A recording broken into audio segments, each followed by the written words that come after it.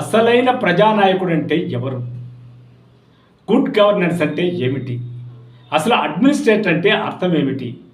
వీటన్నిటికీ మనము ఒక రోల్ మోడల్గా మన అనుభవజ్ఞుడైనటువంటి చంద్రబాబు నాయుడు గారిని గత 20-30 ఏళ్లుగా మనం కీర్తించుకుంటూ ఉన్నాం. ఎక్కడ ఉత్పాతం వచ్చినా ఆయన ఆ కార్యక్షేత్రంలోకి వెళ్ళిపోయి అక్కడే కూర్చొని వీలైతే అక్కడే పడుకొని కార్యక్రమాలు చక్కదిద్దుతున్నట్టుగా ఆయనకు అనుకూలమైనటువంటి మీడియా గొప్ప పాత్ర పోషిస్తూ ఉంది. కొద్దో గొప్ప ఆయన కూడా క్షేత్రంలోకి వెళ్ళిన తర్వాత అధికారులు నాయకులు అప్రమత్తమై కొన్ని పనులు చేయడం అనేది కూడా జరుగుతూ ఉంది.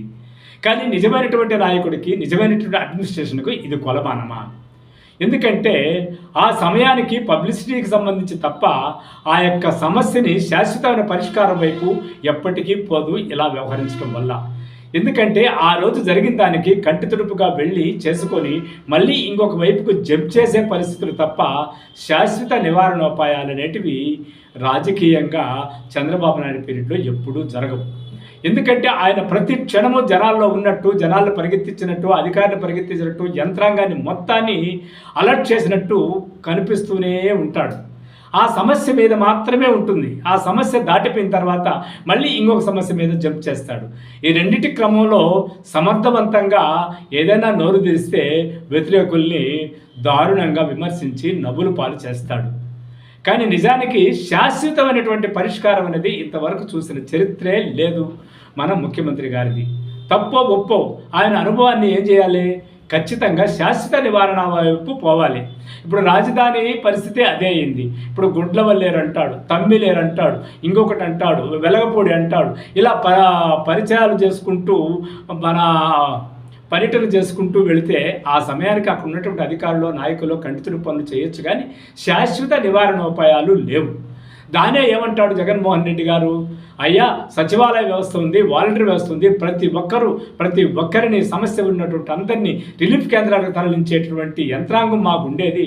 మేము ముఖ్యమంత్రిగా ఉన్నప్పుడు ఇలాంటి హడావుడి కానీ ఇలాంటివి ఏవీ లేవు అని ఆయన అంటే దుర్మార్గమైన చర్య అని చెప్పేసి చంద్రబాబు నాయుడు గారు అంటున్నాడు. ఈయన దుర్మార్గమో ఆయన దుర్మార్గమో ప్రజలు తెలుసుకుంటారు, కానీ శాశ్వత నివారణ ఉపాయాలు అనేటివి అడ్మినిస్ట్రేషను కార్యరంగంలోకి వెళ్ళాలి. కానీ అడ్మినిస్ట్రేషన్కు నాయకుడు అనేటువంటి ఆయనే కార్యరంగంలోకి వెళ్ళడం వల్ల ఒత్తిడి, ఇబ్బంది తప్ప జరిగే పనులు ఏవి ఉండవు. కాబట్టి ఇలాంటి రాజకీయ ఎత్తుగడలు తప్ప శాశ్వత నివారణోపాయాలు అనేది మళ్ళీ చెప్పే మాట.